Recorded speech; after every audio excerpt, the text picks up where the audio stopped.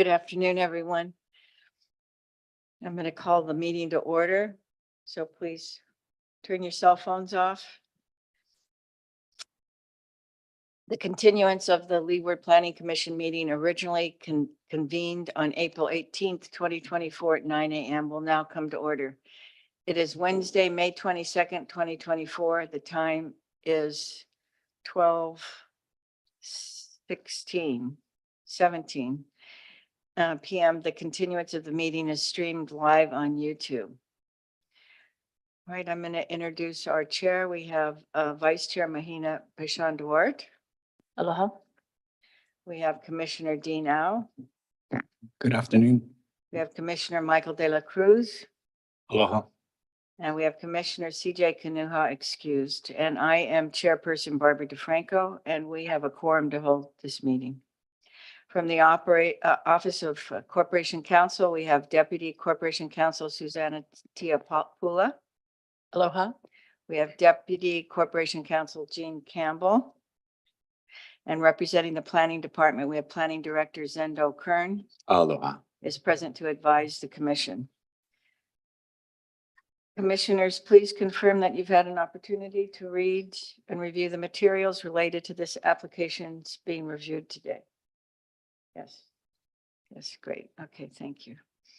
Housekeeping, yes, please turn off or silence your cell phones. The public restrooms are located outside in the middle of the building on the Mackay side. If there's anyone in person who wants to testify, you need to fill out the yellow sign-up sheet at the staff table. And also, if you have any written testimony that has not been sent in earlier, you may submit it to the staff now. As it is stated in the continuance of a meeting, public testimony has concluded and no further testimony will be allowed for agenda item number 7. But members of the public may provide public testimony regarding agenda items 8 and 9. And you can either testify now at the beginning or when it is called. Testifiers on Zoom, please keep your video camera off and audio muted until you are called by the Zoom host. Please note that this is an in-person meeting and that the Zoom platform and the YouTube live stream are provided as a courtesy. Therefore, our meeting will proceed even if the Zoom and/or YouTube connections fail. Before we start to receive the public testimony pursuant to Rule 1.5 of the Planning Commission's Rules of Practice and Procedures, I would like to remind everyone to be courteous and respectful of all testifiers, staff members, and commissioners. Please direct all your testimony to me as the chair. Testimony will be limited to 3 minutes per testifier for each agenda item. All right.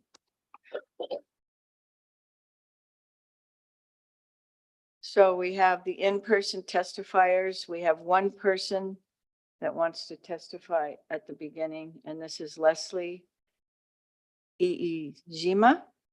Leslie, oh, hello. Please come forward and push the button, and a little red light is going to go on for you. There should be a little button right there. If you push the button, a red light will come on. The other button. Is there another button? No, on the flat part, down. No, on the flat part. Down at the bottom.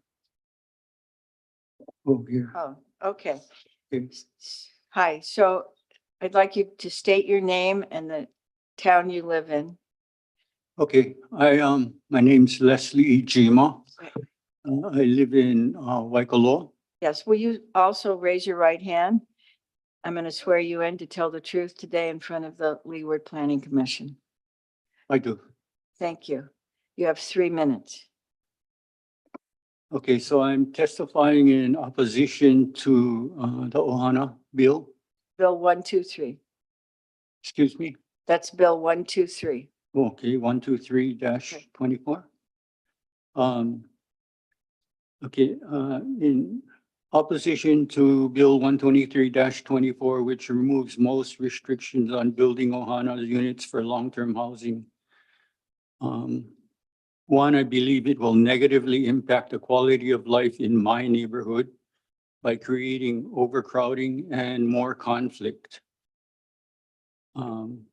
Be 30 years ago in 1993, I was told it would be illegal to enclose my two-car garage into living space. Many homes have done this with no repercussions from the county.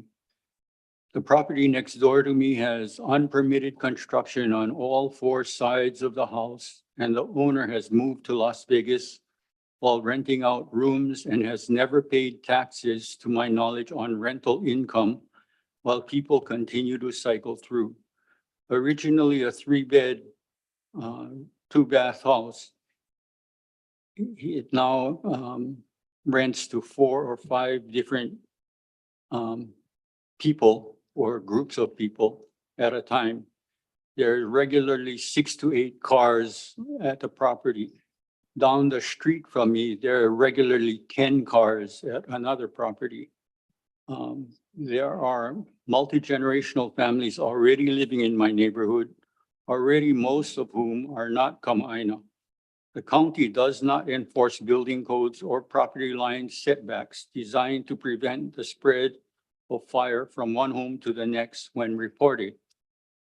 The county, instead of enforcing violations, tells citizens that they should take their neighbors to court to seek enforcement of county laws, which will increase confrontations.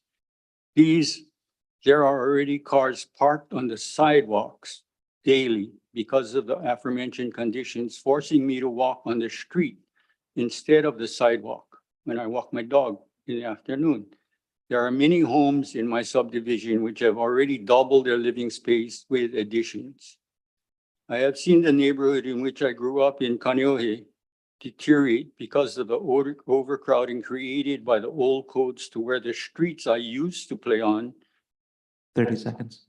cannot be played on by Kiki anymore because there are cars parked on both sides and you have to exercise extreme caution when driving through. While well-intentioned, I believe this bill will result in lowering the quality of life in my neighborhood. UHERO reports 17% of housing units in Kailua are STVRs. Please summarize. 17% of the housing stock is obviously a major factor in housing shortages. In addition, the county permits construction of over 2,000 luxury homes in Waikoloa, starting at the lower 2 millions, and politicians describe it as market-based. Thank you for your testimony. Whose market? Excuse me, you had 3 minutes in that time. You've exceeded that now. Okay, So thank you so much for your testimony. Are there any questions for the testifier? No. Okay, do we have any Zoom testifiers that? Oh, she changed? Oh, okay. So Daniela Gale? Oh.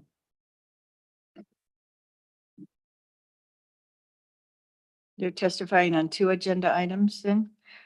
I am testifying on SB 122 and 123. Okay. Do you My swear name to is tell the Danielle truth? Gallmorizaki. I reside in Kona.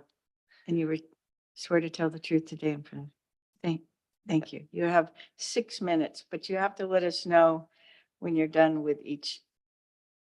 Thank First you. of all, Madam Chair and the rest of the commission, thank you for taking the time today. Regarding SB 122, bed and breakfasts are traditionally different than a hosted short-term rental. In addition to offering breakfast, the proprietors are always on site and usually involved in the actual hosting of frequently several different families at the same time. There's usually a considerable effort made to create large common aspects and provide time and space to meet and mingle with others. Along with the different business model, expenditures for these type of common areas and experiences are typically greater than a hosted STR. And the owner willingly goes through the arduous process of permitting to ensure the ability to continue operating is worth the expenditures. Because the permit runs with the land, and is not subject to a renewal annually or the whim of a neighbor who decides who they don't like to see or hear different people next door. To eliminate this category with the best intentions of making it easier to both start and regulate a short-term rental will only serve to phase out this unique business structure. Regarding SB 123, I believe that the language so far is a good start to the creation of more housing, though to limit the occupancy of an ADU to a family or a long-term tenant only serves the wealthy who can hold it vacant for family or subsidize the outlay of building costs over a long-term break, even period. If the remover of the homeowner class and assessment cap doesn't even make or break the impossible. Thank you for your time. Thank you. Do you have any questions, commissioners? No. Thank you for your time.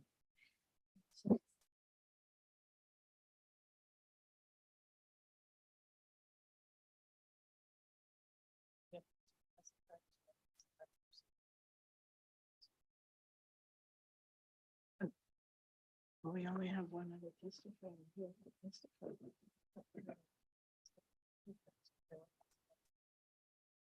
Oh, it's going to be called next. That's the only thing on the agenda. We have to finish one. Okay. So are there any Zoom testifiers for Madam Chair, we 122? have two Zoom testifiers, Janice Palmaglenny to begin and Megan Isaac. Both will be speaking on bills 122 and 123. And they want to testify now? Yes, ma'am. Okay. Can you guys, can you put them up there and just raise your right hand? And I can't see them yet, but can you hear me? I can hear you. Can you raise your right hand? Swear to tell the truth today in front of the Leeward Planning Commission. I did. We can't hear you yet. And Megan? Okay, that's her hand. Okay. I cannot hear you. Can you unmute? Okay. Can you hear me now? No, I pressed unmute. we've been having technical problems. I can't hear. Unmuted. Please unmute me. Chair DeFranco, it seems that the Zoom platform audio is not working Yeah, from the side of the staff or the testifiers. I'm sorry. We'll keep working on this to try to get you on and as soon as we can, we'll hear from you. But right at this moment, we're going to have to move on because I can't hear you.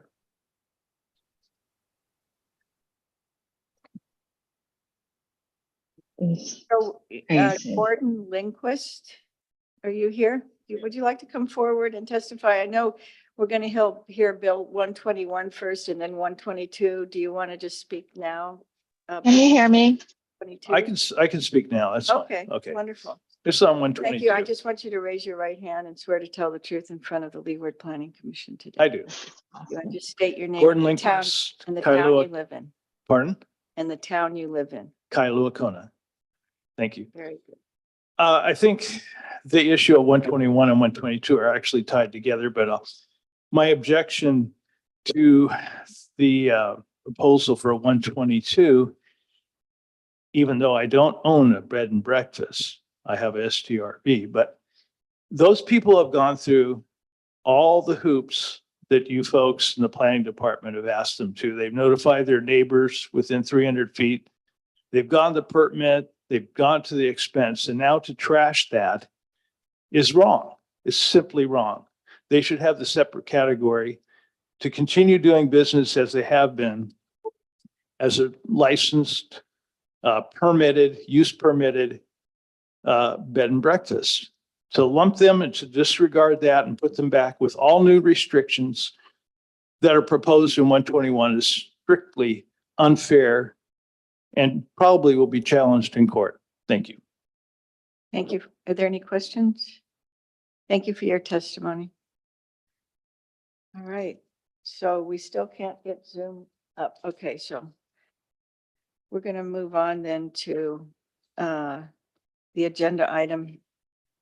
It's number 7, initiator, the county council, PL-CC1-2024-000003, Bill 121, an ordinance amending Chapter 25, Articles 1, 4, and 5 of the Hawaii County. Oh. Are we doing this first before we do the motion for 121? Don't we do 121? We're doing one.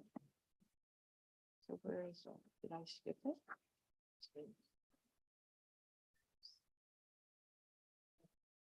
No.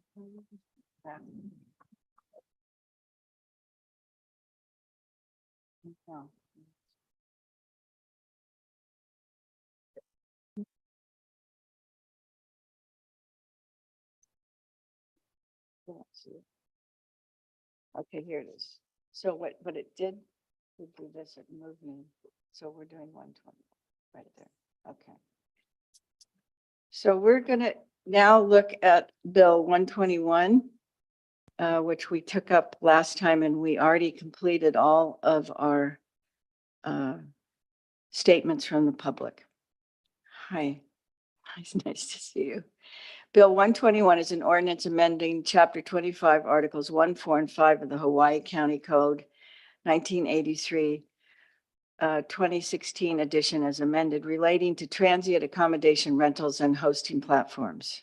Repeals Section 25-4-16 through Section 25-4-16.3 relating to short-term vacation rentals and establishes new provisions for transient accommodation rentals and hosting platforms for transient accommodation rentals. As stated in the agenda for this meeting, public testimony has concluded and no further testimony will be allowed on this item. The commission will continue to discuss, deliberate, and decide or act upon this item. As previously stated, public testimony has concluded. No further testimony will be allowed at this time, and the commission will discuss, deliberate, and decide or act upon this item. So that's, this gives us as a commission the first time to actually talk to each other and discuss all of this, because we've listened now to all the public in the last meeting, and we've read a lot of testimony from everybody. And so now we are, as a commission, looking for a motion for action so that we can discuss. Until we have it on the table, we can't talk about it. And thank you for coming today. Appreciate it, Councilwoman Kirkowitz. Okay, so I need to ask for a motion. Excuse me. Chair Kimball, thank you for joining us today. Appreciate it. Motion for action. The Leeward Planning Commission is required to take action on Bill 121 and transmit their recommendations to the County Council by May 29th, 2024. In the event this commission fails to act on the proposed bill by this date, such an action shall be considered as an unfavorable recommendation by the commission. The commission may recommend approval of all, some, or none of the director's suggested recommendations. The commission may also recommend its own revision to the bill. So I'm going to ask for a motion of action from my commission. Oh, yes. Commissioner, Thank you, Madam Chair. I move that a favorable recommendation be forwarded to the County Council on Bill number 121 docket PLCC I 2024-00003 based on the Planning Director's recommendation, which shall be adopted. thank you. I need a second, please. Second. And second by by Sean DeWart. So now we can discuss. Madam Chair, the bill. point of order. Excuse me. Oh, Just point of order. clarification, this came up at the Leeward Planning Commission meeting. So there's a motion on the floor, as Commissioner Al made, that's in its entirety. There are around 21 recommendations.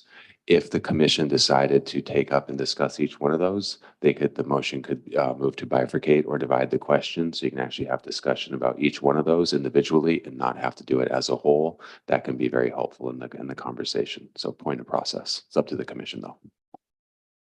Thank you. Motion, you have a second. So we're right now on a motion with a second on a favorable thing. And I think we're going to discuss the bill as a whole at the moment, and then we'll decide. And then we'll vote on that motion, and then we'll decide on the conditions. What If we- you, point of order, if you vote on the motion, you're done. We're I'm saying that we have an discussing. ocean for discussion, and if you want to move into bifurcation of the question, which we did on the other side, that's a motion while this motion's open.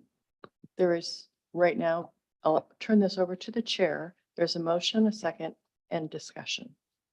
Going to have a brief discussion about the overall idea of what we're doing here is creating a law, and in watching a law be created, we have someone writing and taking the time to write up all of this, so all of us could read this. Then we go to the public and we listen for a long time from the public to tell us what they think and how it works for them and how it doesn't work for them. We sit and we think about this for a long time. And now we have a chance to add our own revisions to this law, or at least made them known what we think, what we've concluded to think.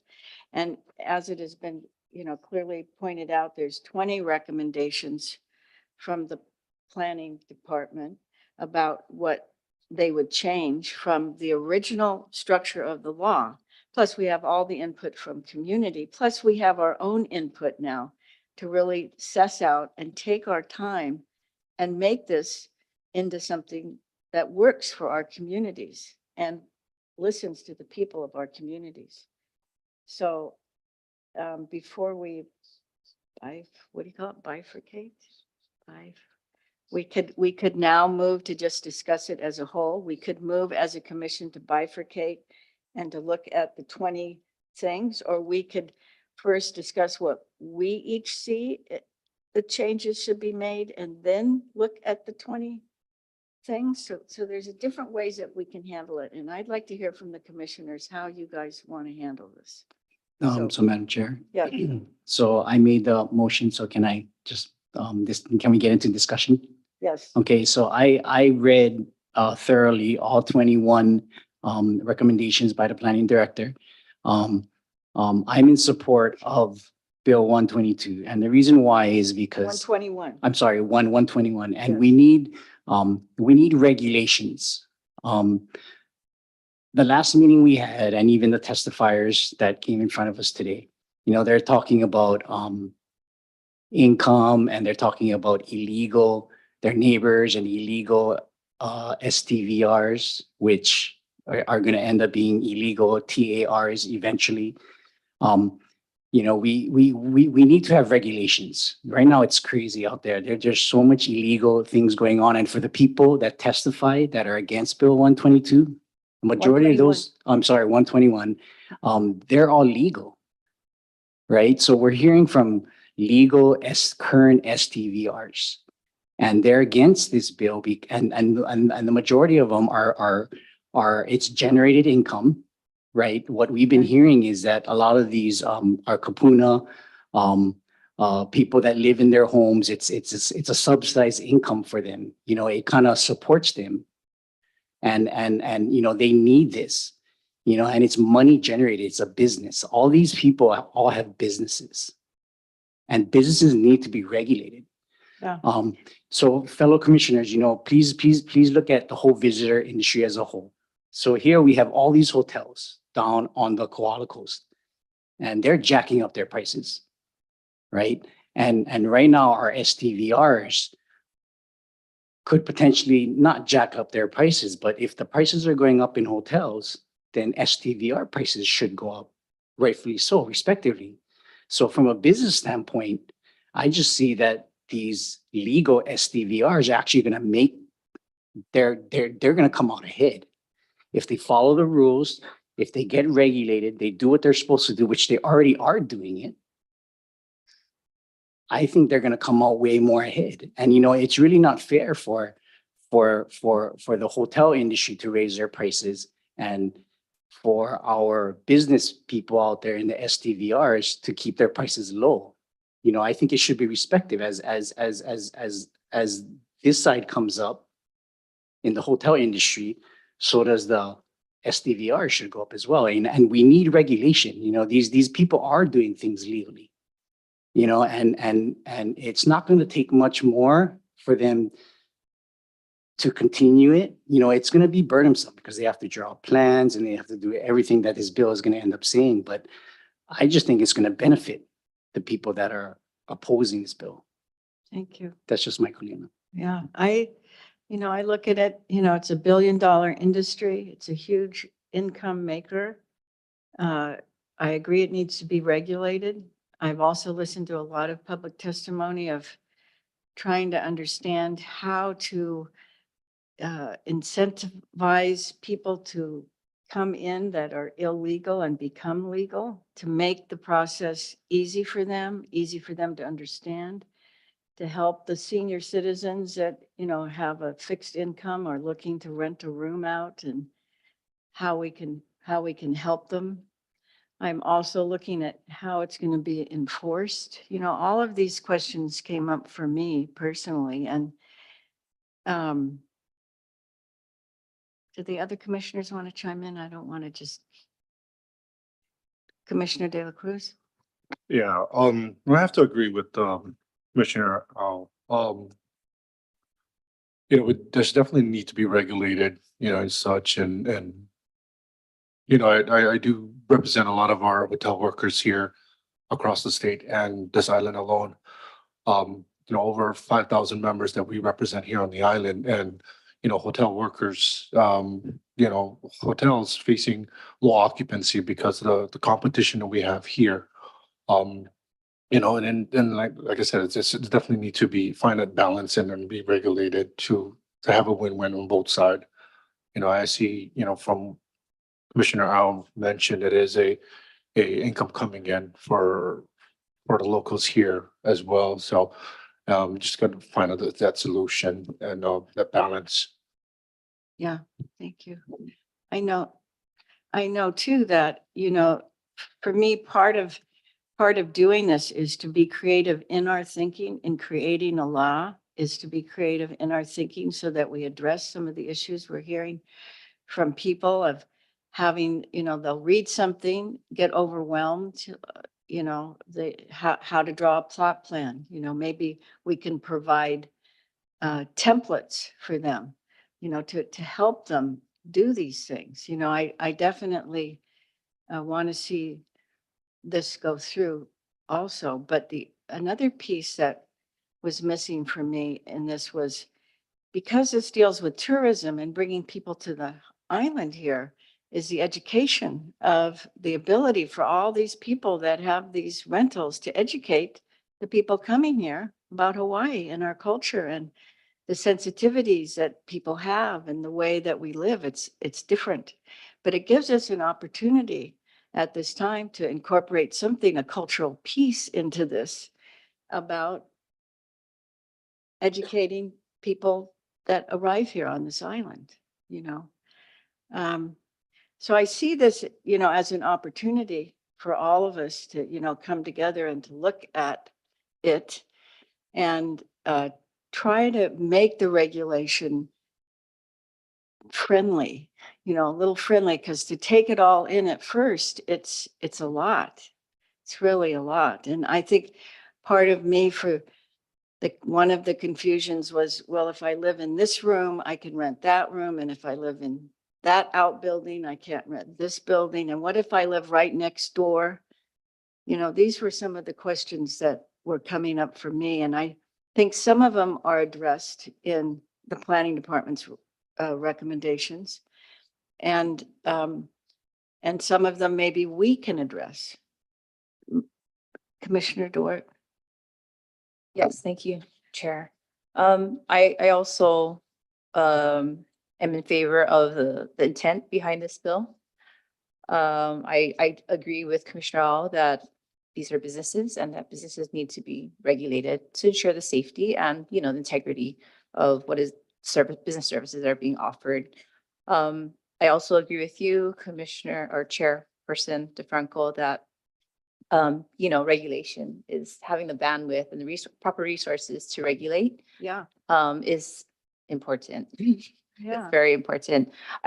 So of all the recommendations, that 21 recommendations are put forth, I have two kind of like questions, and I'm not sure if we direct our questions now or at another time, but I'll just say what my questions are for discussion is recommendation number 9, with the limitation, renter limits, the maximum renter capacity. So that's a question. My concern is like creating, like you said, Chair DeFranco, we want to approach this in as friendly as we can and not feel like we are constraining the operator in a way where we're like saying this is a total limit that you can't. But I also understand that there are reasons for which we need to put in those limits. So that's, I just want to learn more about the rationale behind that. And then I think number 13 as well is, are the only kind of recommendations that I just want to learn more about. Like, how did we come to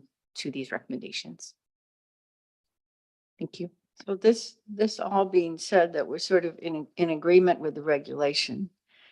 Now it's as how we move forward in this process that we're in today, whether we want to take. Chair, I'm sorry, Oh, I sorry. forgot. No, my Excuse me. fault. I forgot ahead. to say one other One thing more. is, and I don't know how we address this, but my concern is like speculation, right? There definitely, this is a business and there are many property owners that will purchase second, third, fourth homes here to rent out. And I don't know, but I try to do my own homework and look at other states and other counties and how they're trying to place more incentive for locally owned and operated STVRs. And I'm not sure where I just want to know, like, where's the conversation around that? Can we, Chair Campbell? And so Chair Kimball is here too. Did you? May I direct that, maybe that question to Chair Kimball? Thank you. Yes. Oh, you swear to tell the truth today in front of the Leeward Planning Commission. I do. Thank you. Thank you. Yes, so the speculative aspect of some of the real estate market is definitely one of the factors behind this bill. With your original packet, first of all, thank you, Chair, and thank you, members of the commission, for having me. But within your initial packet was the U Hero Housing Fact Book that was produced last summer.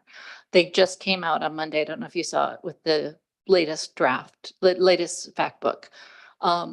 At this time, we have 69% of the homes are owner occupied. So you do the math and that gives you the number that are secondary homes for folks.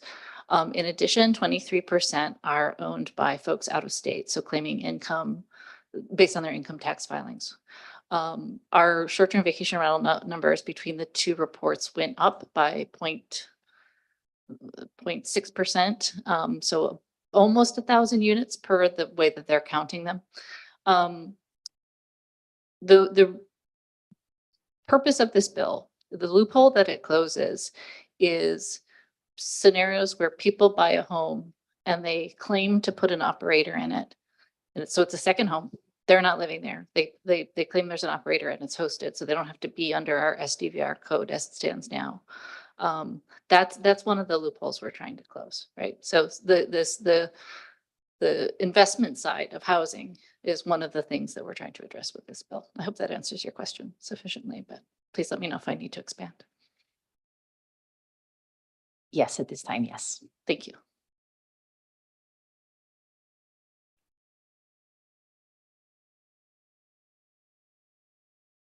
Yes, Commissioner Au.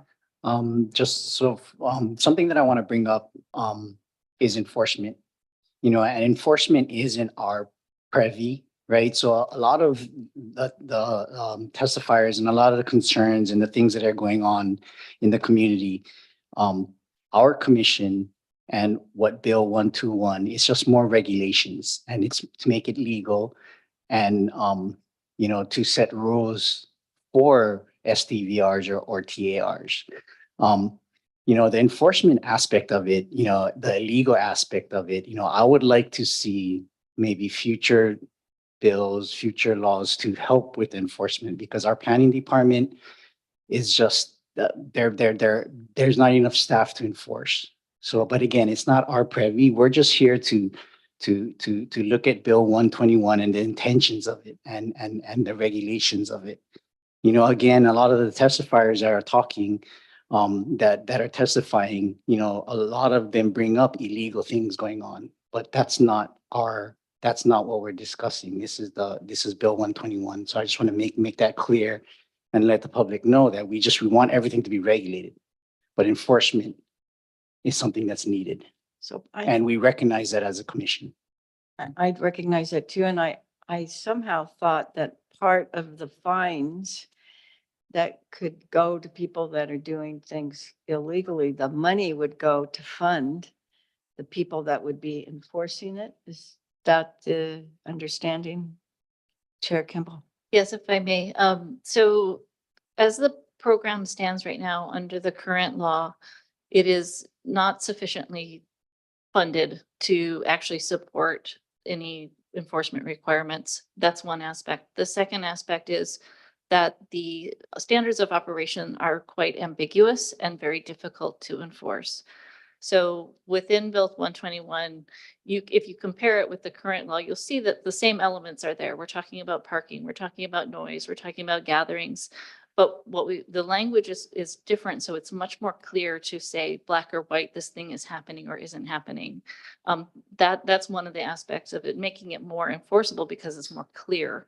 The other part of it is, yes, that those fines, which under the current system, it's really just a slap on the wrist and a letter saying, please stop doing that. In this case, that there is a bigger stick, and the idea would be that those funds would go towards supporting the enforcement of the standards of operation. So the recommendations that you've received from the planning department are those things that are going to be incorporated into the? If this body chooses to make recommendations one way or another, I think that would be very helpful.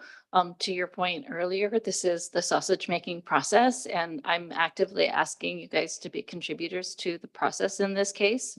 Of all of the recommendations, the one that the department and I and Councilmember Kirkwitz didn't agree on in the initial conversations before it was introduced was the 180 days versus 30 days, right? And so the bill as it proposes is 180 days or less.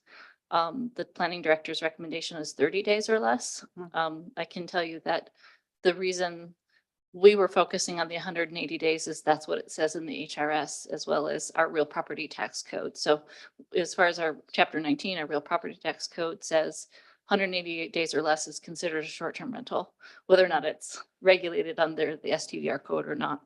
And you may be aware that the state legislature just passed an act that, and the governor signed the act that confirms that 180 days unless is regulatable by the county as a short-term vacation rental.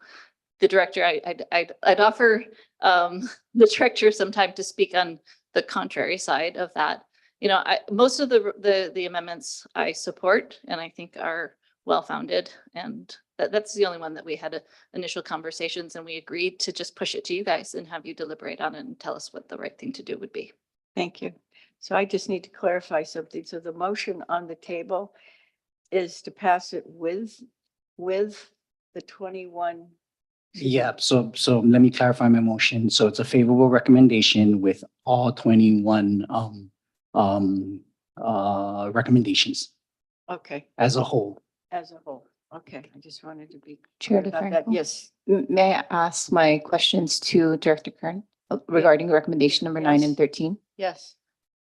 Thank you. Director Kern, can you please explain, further unpack how you came up with those recommendations? Yeah, so 9 relates to the amount of guests that can stay in the home. And it was trying to come up with a number. I'll tell you that 9 and 13 were not attached to. The commission wanted to make adjustments to it. I think we're open to it. It's something that we as a department and something that went back and forth with Chair Kimball on. And I was just trying to put some quantifiable measures on there of 2 people per bedroom plus 2 for the regular house. In the previous STVR or the current STVR regulation, there's no guest limit on there. I've seen, because I help people with those in the private sector, and I've seen people come and sit down and have 18 people in my 3-bedroom home. And there was no issue around it. I haven't seen it really become an issue. It's just where do we go? So if the commission decided to move away from that, there's no problem with that one. It was just trying to get some type of quantifiable, reasonable numbers within there. Similar to the number 13, which relates to the amount of guests. Part of the challenge with TAR, transient accommodation rentals, is the gatherings that people have and the size of those, and they can turn into big parties and they can have issues. So it's just trying to get, again, some type of framework around that, knowing that we would have some discussion around that, and maybe it would change, maybe they would go away. Not completely attached to those. I'm somewhat attached to the 30-day number, as Chair mentioned, and we can have discussion on that when appropriate. And I'd also like to add something to our recommendation when the appropriate time comes. Thank you. Commissioner Au? Recommendation number 1. So, Chair Kimball mentioned that the state law says it's going to be 180 days. So let's say moving forward, let's say this Bill 121 does pass and comes into law. And if it does stay as 30 days, how is that going to affect our current, or how is that going to affect our STVRs that are on 30, but the state, it says it's 180? So the impact of having 2 different day limits is that the definition of a transient accommodation lies in the section of the HRS that has to do with the transient accommodation tax. And so regardless of what we do with the TAR bill, 30 or 180, they're going to still owe the transient accommodation tax if it's 180 days or less. Similarly, at the county level, they are going to be not able to use the homeowner's tax class at less than 180 days, nor will they get the 3% cap that's associated with the homeowner's tax class. One of the things to consider is that under the current short-term vacation rental law, it is 30 days or less, which means there's a possibility that there are folks that have only been renting since 108 was implemented, more than 30 days, but less than 180. So there may be some people in that range. My recommendation would be to, if the body were to recommend 180 days versus 30, is we would probably need to add in some language to address those folks. That doesn't exist in the bill now, but there is the possibility that there are people that have only rented for 30 days or more that would not have a place to go at this point. If I could add to that conversation. Excuse me, he's going to have to ask you a question. Did you want to ask Director Kern to clarify that? Yeah, he was going to do. Yes, can you clarify that, Mr. Kern? Sure. So getting what Chair Kimball was saying, that if the commission, or if the council ultimately adopts 180 days, there will need to be a class that's made for folks, which will have another reporting class. So you'll have your hosted, you'll have your unhosted, you'll have your unhosted NUCs, you'll have your hosted NUCs, you'll have your operator hosted, and we'll have your 31 to 179 days, which will be an entire class that we'll have to regulate and work with. If not, it would probably be deemed a takings, because those people would be in legal operation by the time that came. Same reason we had to create the non-conforming NUC class for these hosted folks, as well as the unhosted ones during Bill 108. Thank you, Director Kern. Do you want to comment, please? If I made one other quick comment, this is one of the loopholes that we've observed in the current law, is that people have said, oh no, I'm not operating a TAR because I only rent 30 days or more, when that may not actually be the case. And so that's one of the things we want to make sure we have nailed down, one way or the other. I have my preference, Director has his, so you guys will have to just weigh in on which one you think is better. Thank you. I know one of the points that I just wanted to clarify, because when you put out the bill and they have the first reading, everybody reads the bill, and they don't all read the recommendations from the planning department, who has trying to make it a little more accessible to people and explain it to people. And one of the things that I noted that I thought was substantial was the language in making a declaration that your house is safe rather than having it tied to a final building permit. I thought that was a huge thing that happened. And I wanted to mention that because I just thought that was huge and thought you might want to comment on that. Yeah, thank you for the opportunity to comment on that. That was a big concession. I think I mentioned in the first hearing that we got from DPW to not require the finals as is required currently. Yeah. One of the recommendations in the director's report is that we soften the language from an affidavit under penalty of perjury to just a declaration. I'm completely amenable with that. We're not looking to get people on punitive around that. Right. If I can be very clear, our main objective with this legislation is to get everybody registered. That is first and foremost the thing that we're trying to do. So that Right. then we can look at a lot of different options. You know, one of the Right. things to consider now is that everybody operating an STVR, hosted, unhosted, is in the same tax class. Until we have everybody registered, we can't look at having alternate tax class for a home owner occupied versus unhosted. It's not even possible. So that is our main objective. And so with respect to that particular amendment of a declaration versus an affidavit, we're absolutely fine with that Yeah. amendment. Yeah. Commissioner, Commissioner Thank you. Pashandawar, This question is for Kimball. Chair Kimball. Thank you. So there, in testimony, both in person, verbal, and then in written testimony, there were a lot of statements around the potential negative economic impacts. You just stated the recent UHERO report that was released. Do you have is there any forecast or analysis around the possible economic impacts if this bill is moves forward all the way to law? So I've been thinking about that from the last conversation and the last hearing. And I will say just off the top, and Corporation Counsel can let me know if this is possible later, but there are some other amendments that I've thought about since we've had these hearings that I'd actually like your guys' opinion on. But with respect to the economic impact, if short-term vacation rental owners are getting on average 4 times the amount per month renting as a short-term vacation rental versus a long-term rental, it would be the best thing for this county and the economy and our tax collection to allow as many short-term vacation rentals as possible, right? We collect more tax from them. There's more revenue being brought in. There's no question about that. So the discussion about the economic impacts, I think, that's not the only question, right?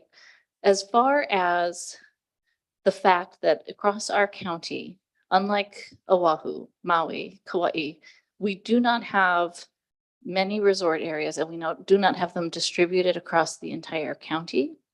I think that it makes sense that we allow some across the entire island. And that's why we've tried to take this fair approach, right? In some of these areas, people will be allowed to continue to open them up as long as it's their own home, because we do need accommodation. In my district, for example, there's no resorts. I don't want resorts, but we do need accommodations in those areas. And this bill allows for that when it's owned by somebody who's a resident. And so, it's from the economic picture side, I think what we've tried to accomplish is something that still allows local residents to earn that income from having a short-term vacation rental, but then tamps down this other side, which is the speculation piece. And that's the balance we're trying to strike. I forgot the last point I was going to make about that. I apologize. Yeah, so I think that without a doubt, there's economic impacts, but I would caution this body that that's not the only thing that we need to look at. There are other factors in the ecosystem that is our county. Well, I know what my last point, apologies. My last point was the bill I mentioned earlier that was passed by the state legislature 2119 would actually allow for us to amortize the existing short-term vacation rentals that have non-conforming use certificates. That is not something that we're looking at doing because of exactly what I said. Having areas of the island that do not have resort accommodations, a small number of transient accommodations are okay. And that's kind of where we want to stay. We don't want to get to the point where we have 17% of our market, which is the case on Maui in short-term vacation rentals, but a balanced level. Thank you. I'm going to just say one thing. One of the other things that came up for people was the fear of, having a chat on their porch and being reported by the neighbor as a noise nuisance, calling the police. And but I don't, when I listen to people talk, it sounds very simple, but I don't think, like, if there is somebody reporting something, there's actually a tracking mechanism. Is it investigated in some way? Can you speak to that? Yes, so the noise issues are actually regulated by the DOH, and they require measurement of the noise levels with a particular certified device. So it's not like, you'd have to call the police, they'd have to observe the noise issues and be able to follow up on that. In order for it to be enforced as a violation, you do need you have to meet those DH requirements, and they're a little tough. I think I mentioned this in our first hearing.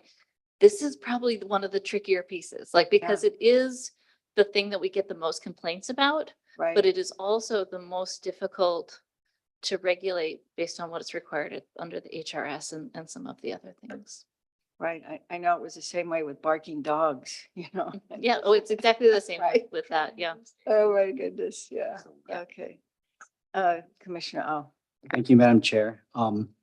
Fellow commissioners, if you guys can look at page 11 of the bill, Bill 121, and look at the fee schedule or the fine schedule. I really like this because what's going to happen is it's going to make our legal SDVRs become legal. And if our community knows of illegal activities happening, they turn those guys in, call the planning department, first violation, $2,500. Already they're illegal. Hit them with that violation. If they don't comply, hit them with the $5,000 violation. And if they still don't comply, it'll just keep adding up. And, it'll help. This is a form of enforcement just by getting these letters, and I don't know what the next steps are legally, if they continue to operate as an illegal STVR. So I really like this. I think this is awesome. It's so high that the illegal ones are going to have to cease, and then it creates more business for the legal STVRs, right? And again, it's all business generated. So I really like this section of the bill. I just wanted to point that out.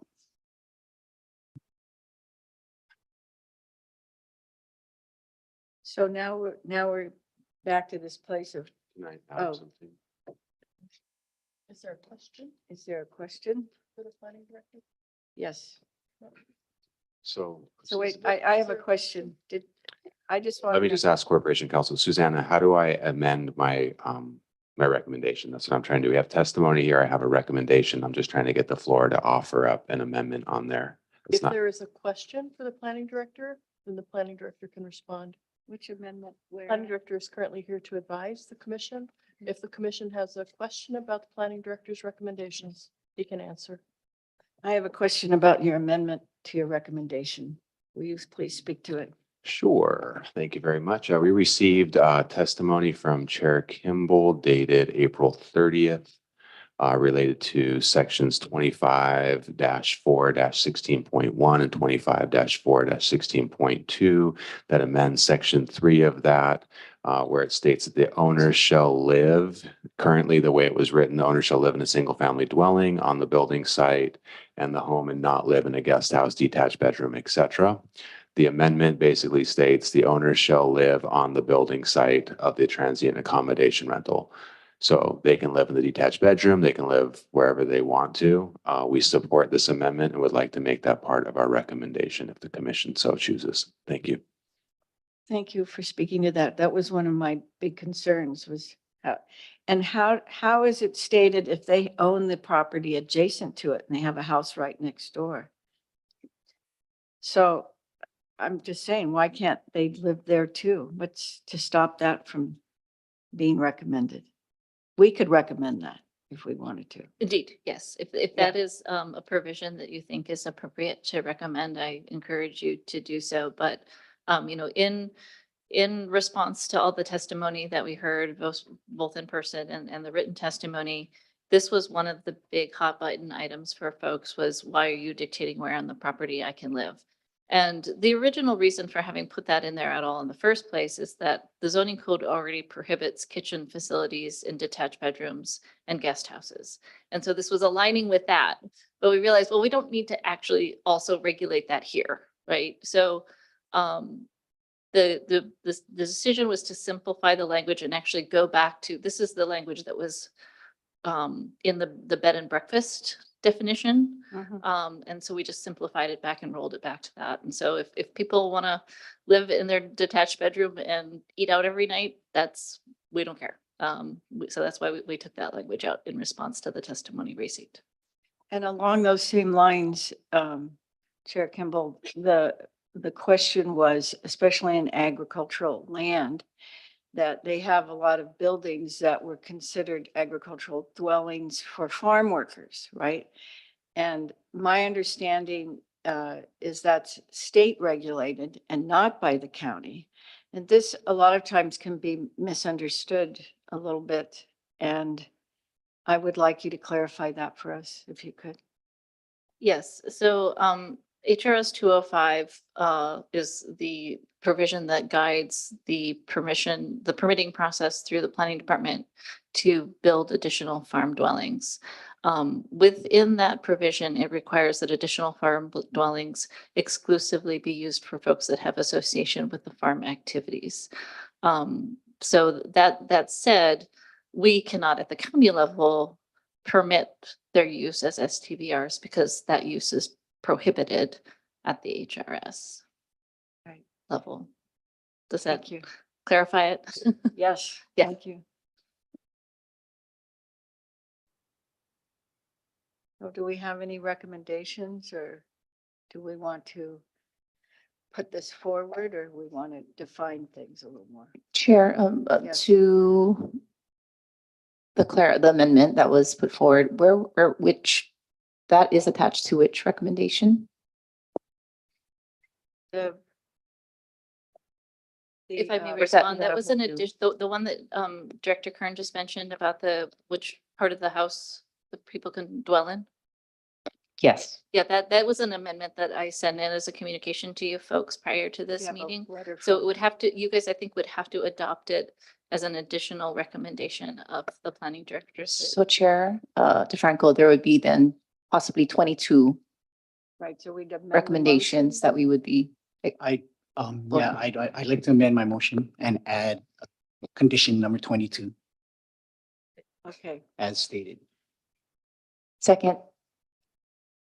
and was there anything else that we wanted to add or subtract, or do we need to go into any, we're okay?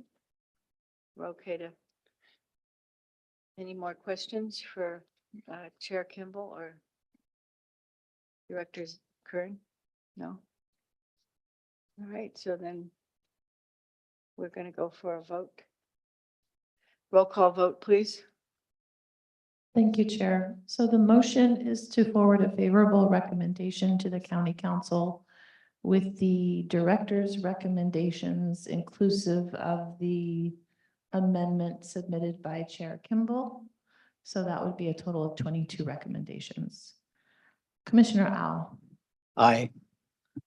Commissioner Paishon Dwar, Aye. Commissioner Dela Cruz, Aye. and Chair DeFranco. Aye. The motion carries 4-0. Thank you. Thank you, Chair Kimball, very much for all your hard work on this. Oh, yeah, now we're on to your next bill. Okay. What? We're going to do a 5-minute break and then we'll reconvene. Only because they're trying to bring Zoom. That's before 1:22. Okay. That went really well. That went well.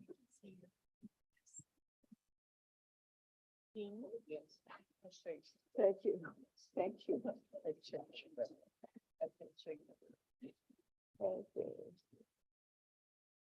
All right.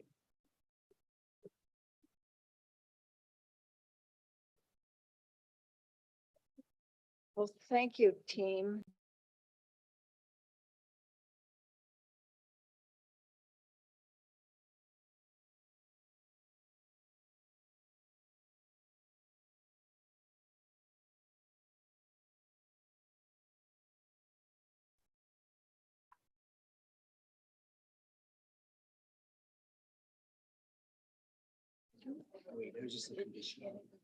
Huh? No.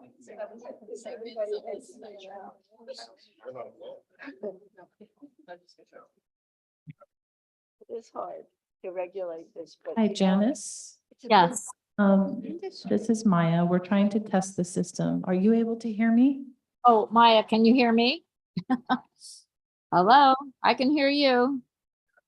Hello, I can hear you. I hear you. Just give me a So minute. what, tell me this, my brain is. Can you hear me? I have both my phone and my computer on, connected, so I don't know if that's good or bad. Yeah, no, I did, I just wanted to. Yeah. Can you hear me? Yeah. Hello. Can you hear me? Hi, Janice. Can you speak again? Can you hear me? Hello? Can you hear me? So she eliminates the bed and breakfast, but it becomes. Hi, Janice. This is Jessica. Can you hear me? I can. Okay, can you disconnect one of your accounts that's I will. causing the feedback? I will. I kept it on so that I could possibly get in touch with one of them. Okay, it's a lot better to just have one Yeah, I know, in I the Zoom. did. Yeah, I know. Okay, Sure which one. the commission room is having odd AV problems and they can't hear anybody from Zoom. So that's what's going on. I see.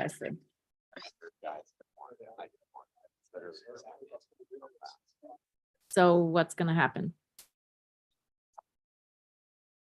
Janice, this is Jessica again. Hi. We don't know at this point. This is an issue with the audio in the room. So if they can't hear you, I think the Zoom testimony may not be able to go forward, but I'm not the one to make a call on that. I'll let Maya or the chair speak to it if they need to. Okay. Okay, how are you going to let me know?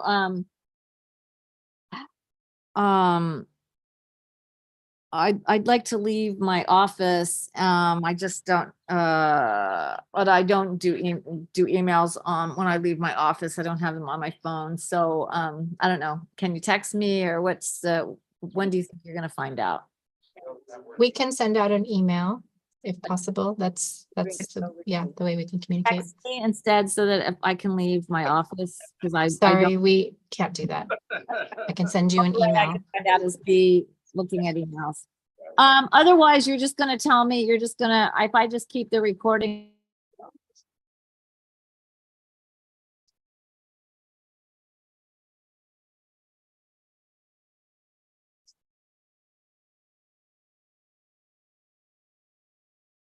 Hello? Hello. Hi, this is Jessica with the planning department. I'm actually I'm not hosting the meeting at this point, so I don't have control over Well, who muting. is? Because my video is blocked. Every time I try to put my camera on, it says your video is blocked. Yeah, so that's being controlled by the commission chambers. And you'll just have to wait until they get the technical issues resolved. I'm sorry about this. But your video will be turned on if they're able to take testimony and if they're able to hear Zoom in the commission chambers.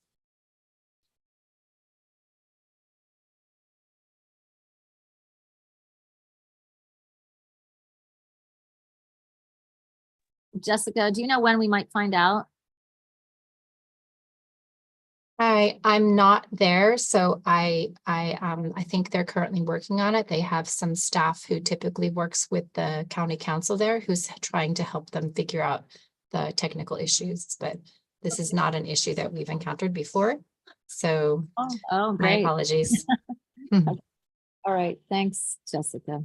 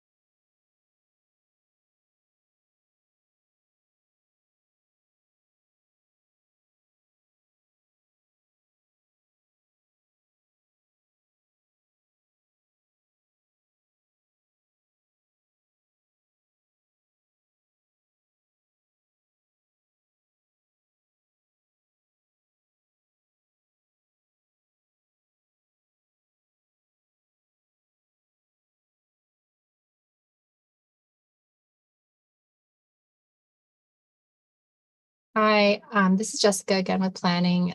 Janice and Megan, who are the testifiers wishing to speak.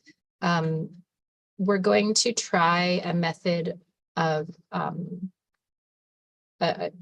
method of holding the microphone up to the mic on the computer in the commission chambers to try to let you testify on the agenda item. So please just hold tight and we'll see if this can work. Sounds good. Thanks.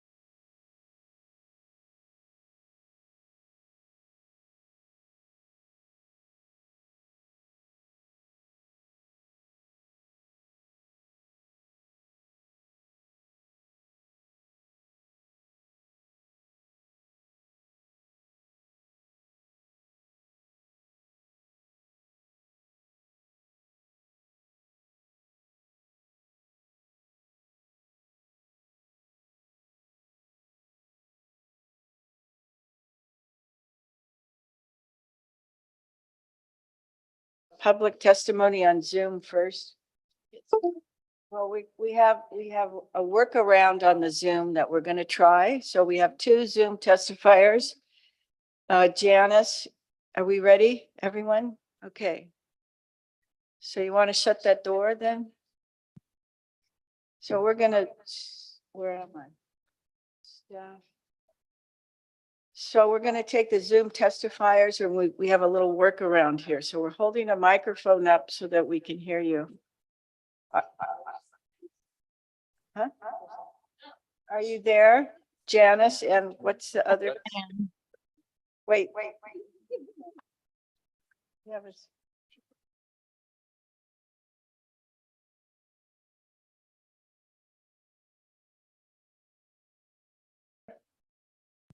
Janice, can you try speaking? Yep, can you hear me? yes. Oh, good. I don't think the feedback is coming from me. I don't know, but I do hear it. I've turned my other one off.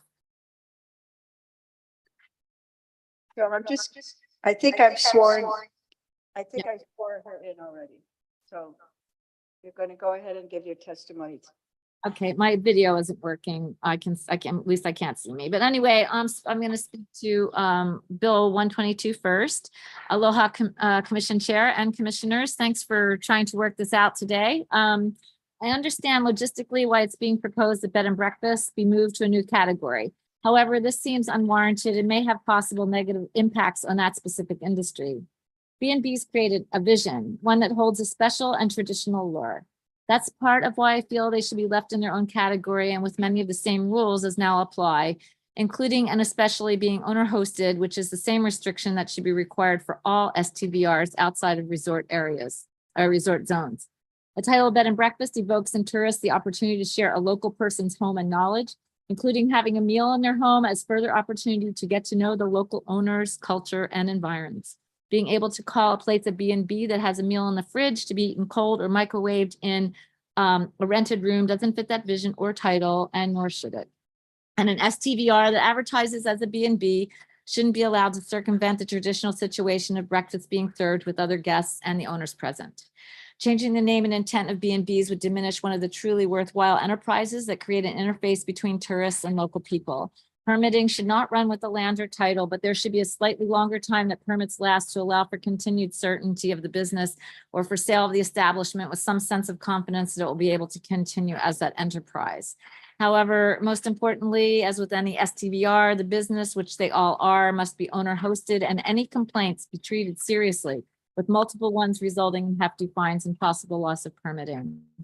As with, again, with all STVRs, including bed and breakfast, this and the other 2 proposed bills, enforcement is the elephant in the room, and lack of being able to enforce any rules continues to loom and is even more of a concern after our discussion today. And on Bill 123, I agree strongly with the earlier testifier, Les E. Jima, that until and if infrastructure, including wastewater treatment and alternative transportation and roadways are tremendously improved and increased, there should not be a more simple way to add an ohana to one's residence. Planning means pre-design. Suddenly allowing more ohana dwellings is kind of crazy. And part of the non-planning our island, and is part of the non-planning our island has endured for generations, and is also the reason why CDPs were created, because of all the uproar that residents had experiencing lack of infrastructure and lack of planning.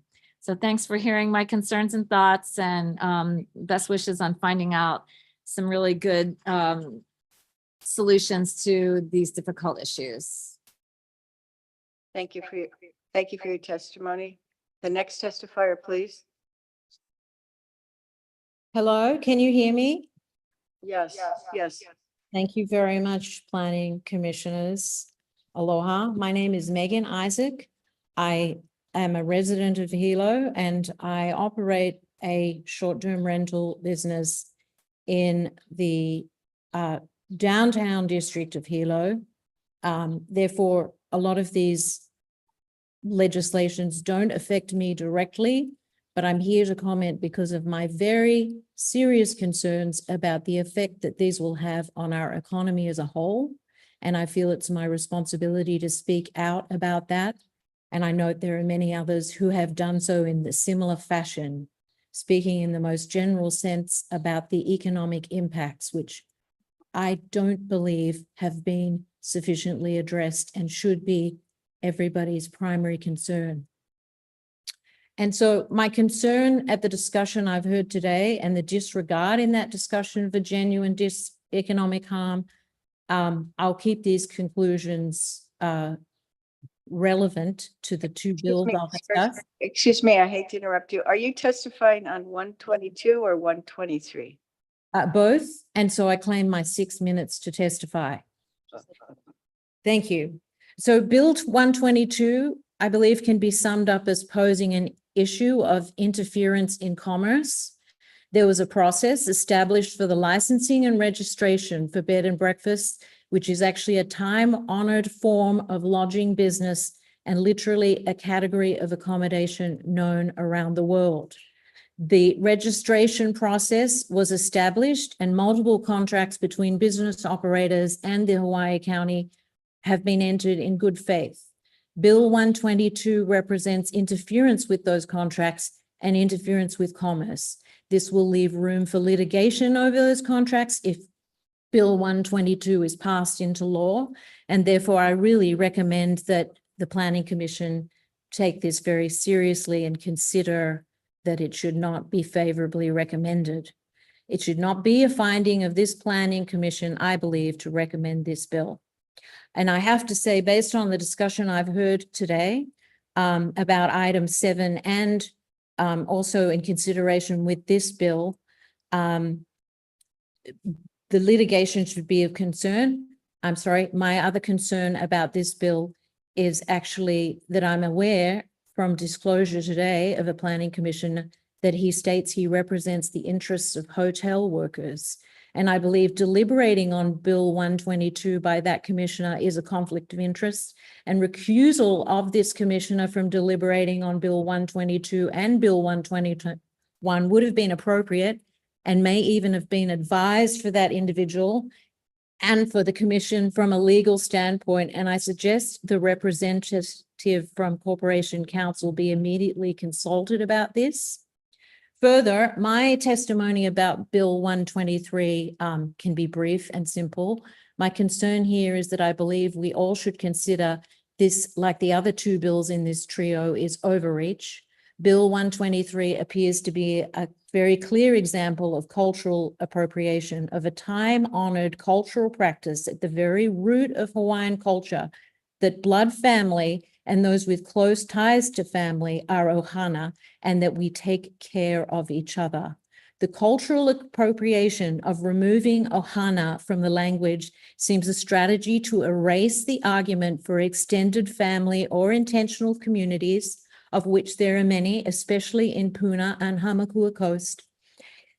And it also obscures the need we have presently in our present economy and with our present housing shortage to care for elders, to accommodate younger generations who are priced out of a housing market, and the need for the concept of ohana, living together, and more generous zoning permissions to create co-housing.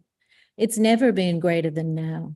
And especially on agricultural zoned land, I would especially caution our commission to consider the need for a village, quote unquote, to help tend to crops and make land hundreds of percent points more productive. And so my question is, why does the planning department and our council member, Heather Kimball, want to see us running in the opposite direction? I'm closing by entering into the record that I feel that you as volunteer commissioners have been put in a very difficult position of having to listen to literally days of testimony against this bill when, and now a ream of amendments have been made, some of them very significant, after the fact. Summarize, please. I am summarizing, thank you. After the fact of the council that should ideally have taken responsibility for cleaning up this bill before they passed it on to you. It's it is, I believe, a failure for them to have passed it on to you as a volunteer organization. And I really thank you for all the time you've given, but I really hope you understand the gravity of these bills before you, and I thank you. Aloha. Thank you for your testimony. Okay, so that ends all of the public testimony. And we're going to go on to agenda item number 8. This is initiator is the County Council PL-CC1-2024-000004. Bill 122, an ordinance amending Chapter 25 and Chapter 14, Article 4, Section 14 to 20 of the Hawaii County Code 1983, the 2016 edition as amended, relating to the repeal of bed and breakfast as a permitted use, repeals all provisions that allow for bed and breakfast establishments. We're going to have a staff presentation by Maya Jackson. Thank you. Thank you, Chair DeFranco.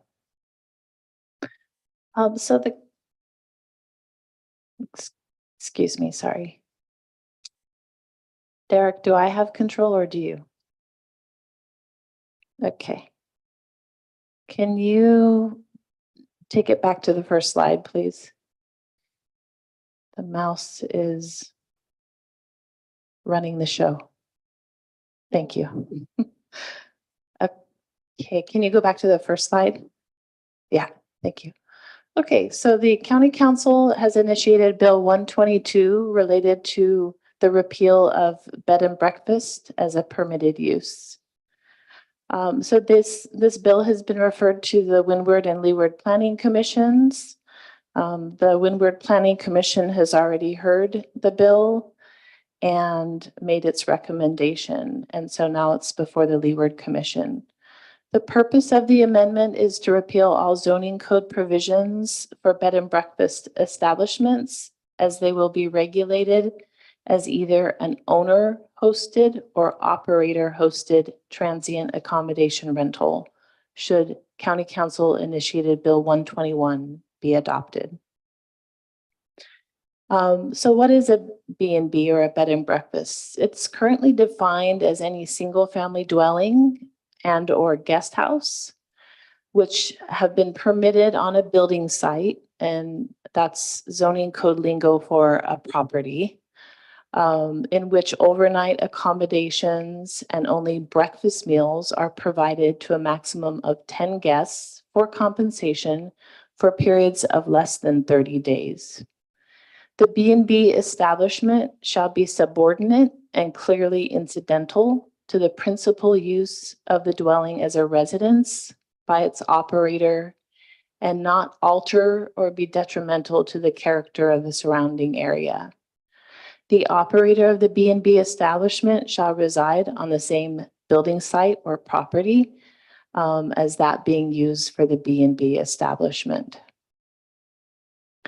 So currently, B&Bs are permitted by right in essentially all of the residential, I should say multifamily residential zoning districts and commercial zoning districts, as well as the resort district. They are also permitted currently through issuance of a use permit or a special permit by the Planning Commission in the single family residential district and the agricultural districts in the state land use agricultural district. The agricultural zoning districts in the state land use agricultural district or the rural district. Bill 122 seeks to amend the zoning code as follows. It repeals the current definition of bed and breakfast establishments. It repeals the need to secure a use permit for B&Bs in the single family residential, agricultural, family agricultural, and agricultural zoning districts within the state land use urban district. And it repeals the entire section relating to B&B establishments and the standards for B&Bs that are in the code. It also repeals the parking requirements for B&B establishments. Bill 122 also seeks to amend Article 4, Chapter 14 by changing the definition of hotel through removing the reference to bed and breakfast establishments. This chapter of code is related to general welfare, and I believe specifically it speaks to areas where smoking is prohibited in public places. So the planning director is recommending that a favorable recommendation be forwarded to the county council. And I believe for this bill, he had 2 housekeeping amendments. Either 2 or 3, we'll see. I think there's 2. The first housekeeping amendment is to match the definition that we have in our zoning code to the definition in that general welfare chapter of the zoning code for hotel. So it's just a housekeeping measure to use the same definition of hotel in both sections of code. And the second recommendation is also somewhat housekeeping, but it's also to basically clarify and reassure to those people that have secured use permits or special permits in the past through the Planning Commission to have a B&B. It's to allow those to continue to operate under the special permit or use permit. So they would have to still comply with the conditions of their permit, as well as the good neighbor standards in proposed bill number 121.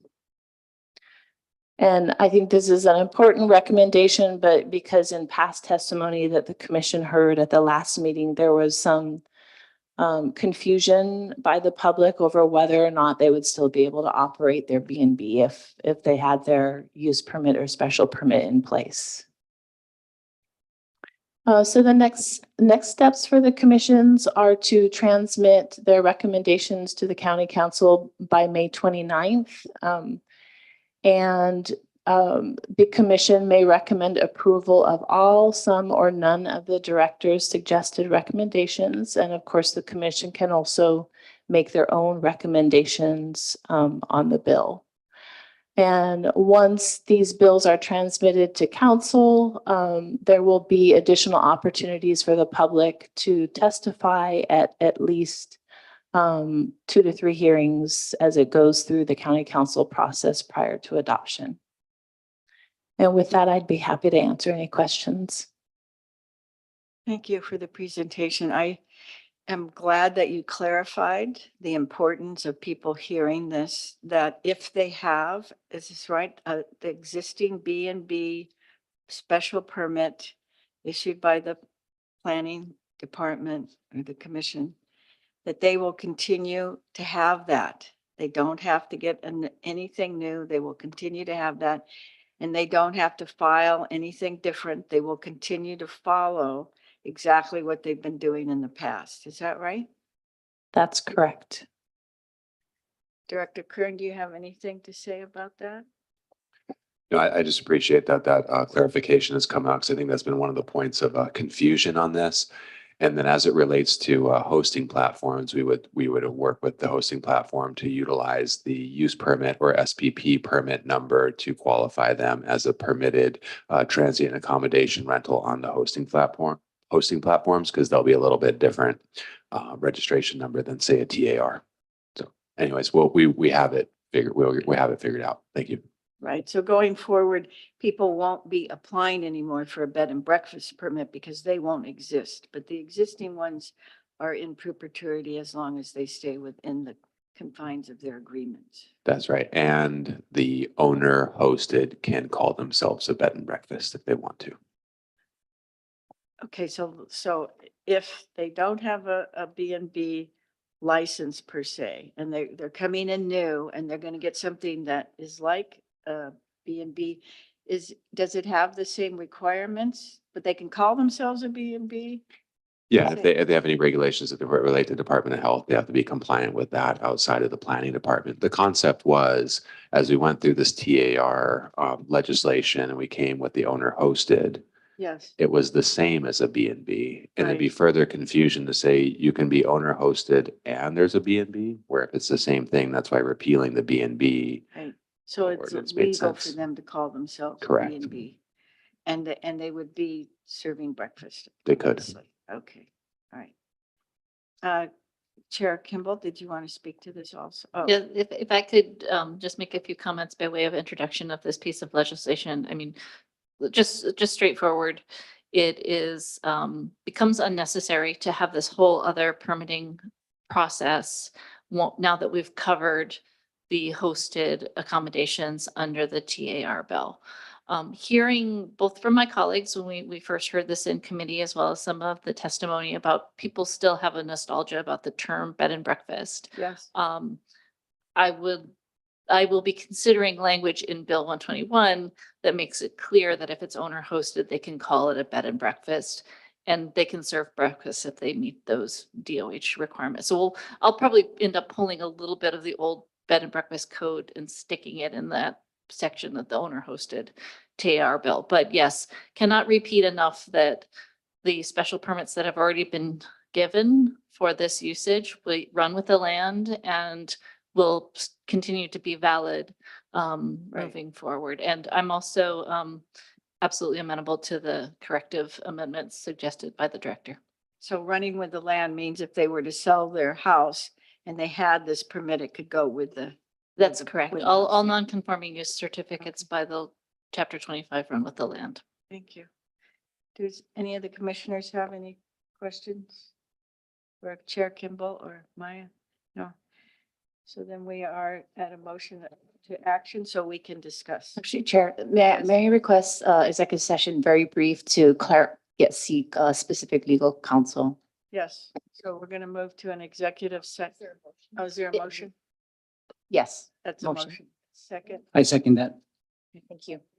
aye. Aye.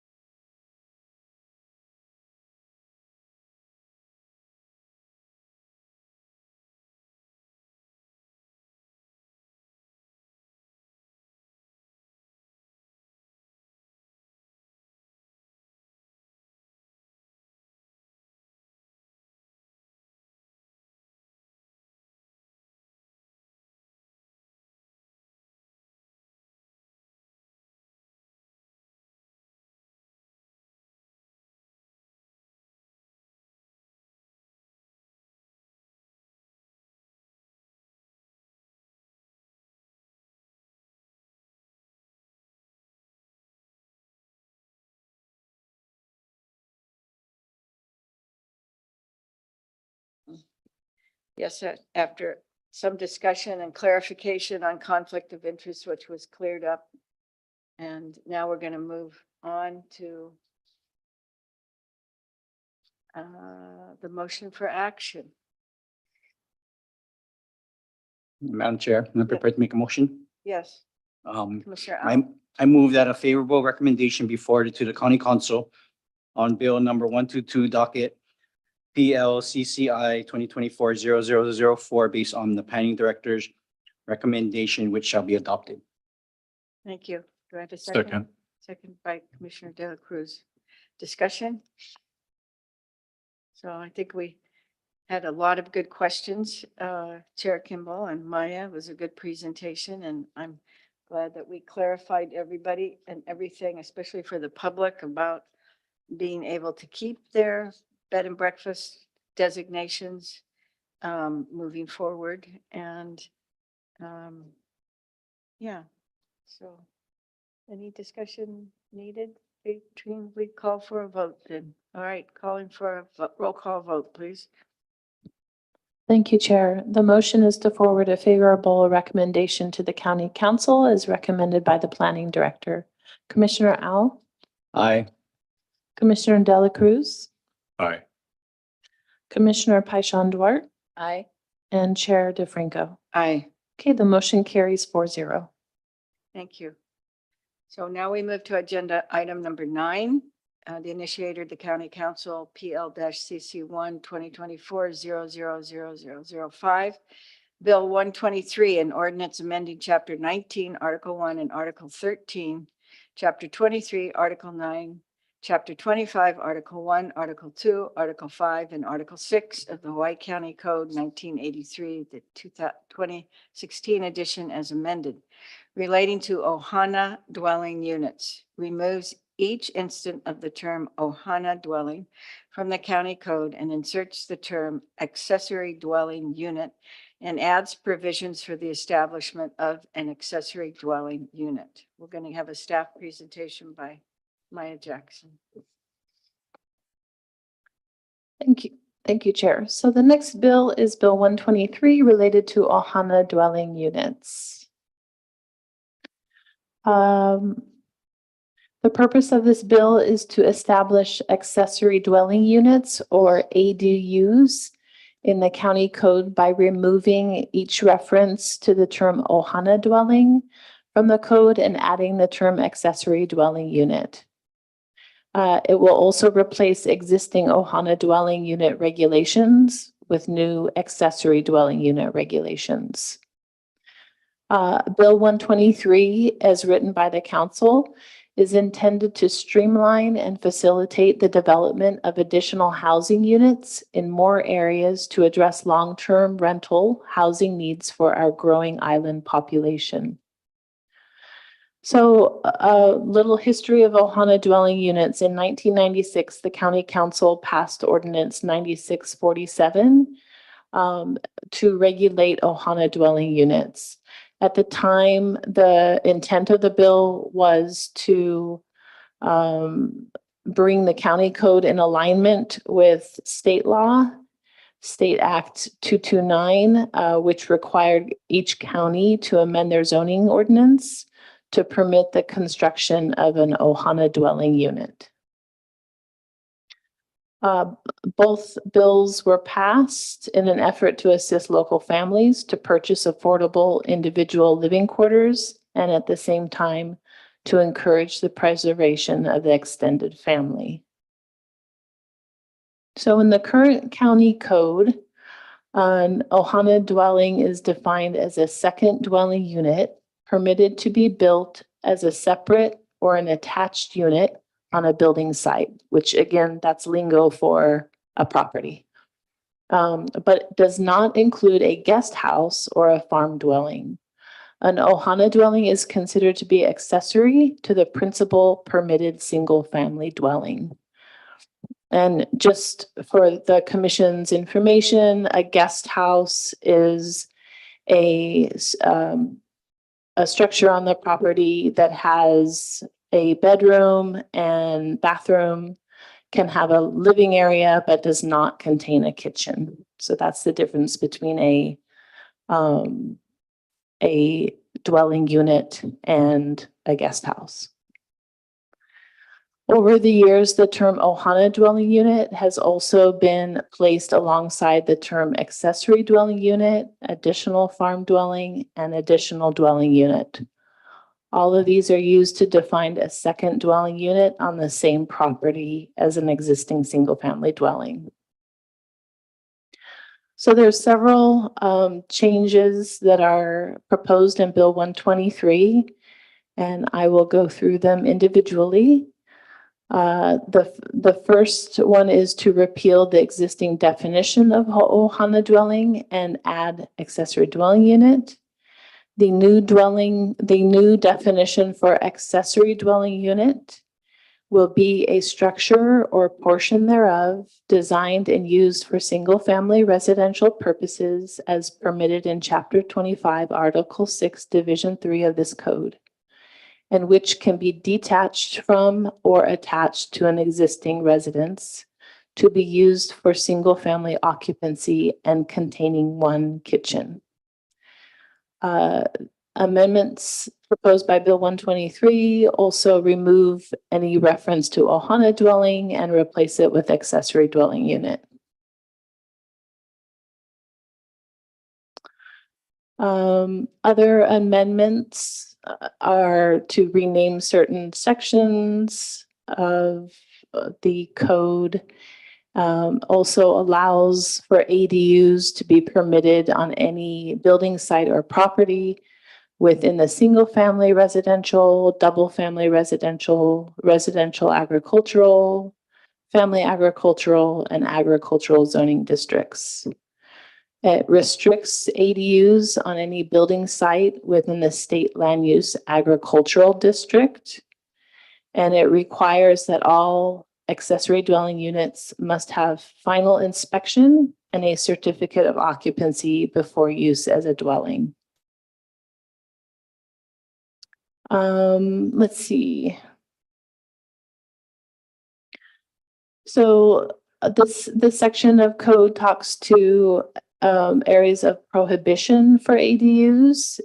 It would prohibit them on any building site that has been approved by the State Housing Finance and Development Corporation and a county agency. This is like for affordable housing.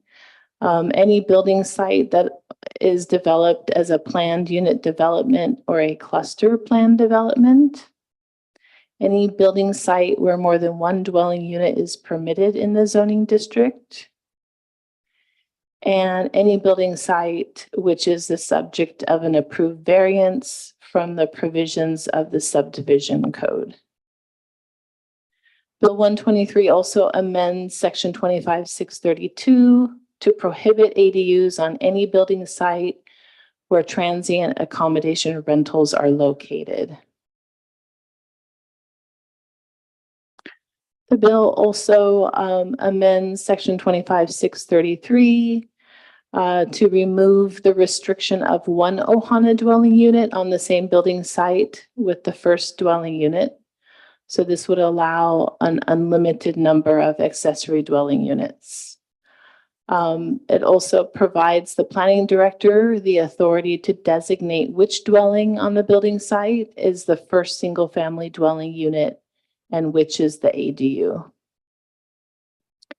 It also removes the height restriction for accessory dwelling units and replaces the height limits to conform to the limits within the zoning district in which the ADU is located. And other amendments relate to the minimum building site area for ADUs.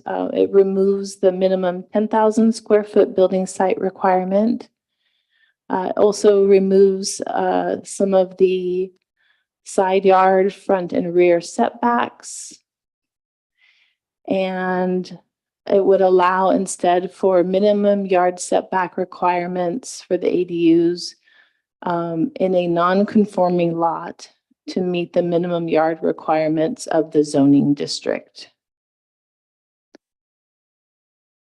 related to guest houses. It removes the restriction for Ohana dwelling units on building sites that have an existing guest house. This would allow for an ADU and a guest house to be built on the same building site. And again, guest houses do not have kitchens. Bill 123, I just said that. I'm sorry. Let me move on. Let's see. So Bill 123 also amends section 25638 related to variances. It renames this section to prohibited uses, and it lists some prohibited uses for ADUs. It removes the prohibition of Ohana dwellings on a building site that has been granted a variance. So currently our zoning code says that if you have received, for example, like a side yard setback or a front yard setback variance, that you cannot then come in and get an Ohana dwelling permit to place an Ohana dwelling on that property. So Bill 123 would remove that restriction.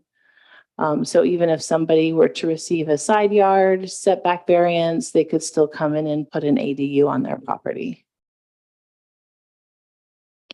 There are also just housekeeping sections of the code that would be repealed since they reference Ohana dwelling, and instead they would be replaced by Ohana dwelling with ADU, or would just completely repeal that section if it's not relevant. So as I mentioned before, Bill 123 intends to expand the locations where ADUs can be developed and to relax development restrictions to facilitate the construction of ADUs. It will allow a landowner to apply directly for a building permit if their parcel falls within the permitted zoning districts and removes the existing Ohana dwelling permit process, which was a 60-day process of applying to the planning department for an Ohana dwelling permit.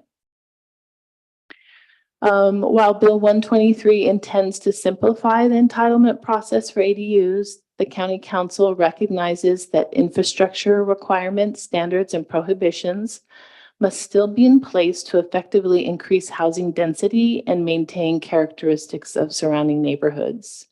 Height restrictions, minimum yard setback requirements, and specific infrastructure requirements are still in place to ensure that health and safety standards are being met for any proposed ADU. There have been few changes to the zoning code related to Ohana dwellings since they were first introduced in 1996. Bill 123 is the County Council's effort to update the codes to address long-term rental housing needs and affordability concerns for the island. So the planning director is recommending that the commission send a favorable recommendation to the County Council with 3 amendments or recommendations. 2 of them are housekeeping. One is to consider removing the reference of Ohana dwelling permit. There is still one reference in the bill, but since the Ohana dwelling permit would not be still used as a process if Bill 123 is passed, we want to remove that reference. The second amendment, Bill 123 allows ADU units in the double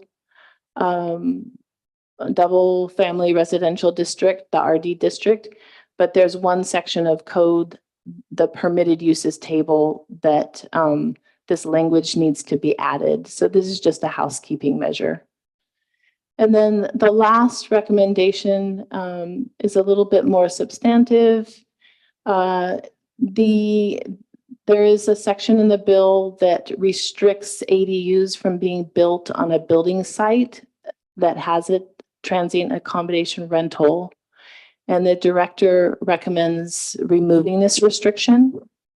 So the bill also already says you cannot use a transient accommodation rental structure. I'm sorry, you cannot use an ADU structure as a transient accommodation rental. But this restriction kind of goes a step further. It says if you have a transient accommodation rental structure on your property, you cannot build an ADU. And so the director feels that that's a little bit too prohibitive, that if we're trying to encourage long-term rental housing, that you should be able to have a transient accommodation rental, and you should also be able to build an ADU and rent that out long-term. So that is his more substantive recommendation. And again, as mentioned earlier, this Bill 123 came in a package with the other two bills, and the deadline for the commission to submit their recommendation to council is May 29th. So the commission can recommend approval of all, some, or none of the director's recommendations, as well as make their own recommendations to the bill. And again, the public will have 3 more opportunities to provide public testimony once these recommendations are transmitted to the county council. And with that, I'd be happy to answer any questions. And Chair, if I may say a few Yes. words as well, by Yes. way of Okay, introduction. please. So I think it's obvious what we're intending to do with this bill. We need more housing in this county, and we can't completely address it by just providing more subsidized housing by county and state and other large entities. Having the private sector also contribute to additional housing stock is an important part of the pathway forward. And it's probably obvious as well why we introduced this as part of the STVR package, from the standpoint that we've always said that the STVR regulations also has to do with housing. And so there's this kind of carrot stick component here. What I would like to say is that the approach that we took with this bill was to take the current Ohana legislation and look at it from the standpoint of everything that was restrictive to building Ohana dwelling or accessory dwelling units, Ohana units, we took out. And I would say that the approach is definitely more hatchet than scalpel. And there's a reason for that.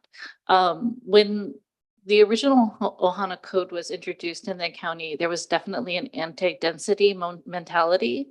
And I think the recognition has matured since then to realize that if you don't promote density, you promote sprawl instead. And so there's a sense that it's better for everybody to encourage more density in areas where there are jobs, education centers, hospitals, infrastructure, most importantly, and allow for this increased density in some of these areas.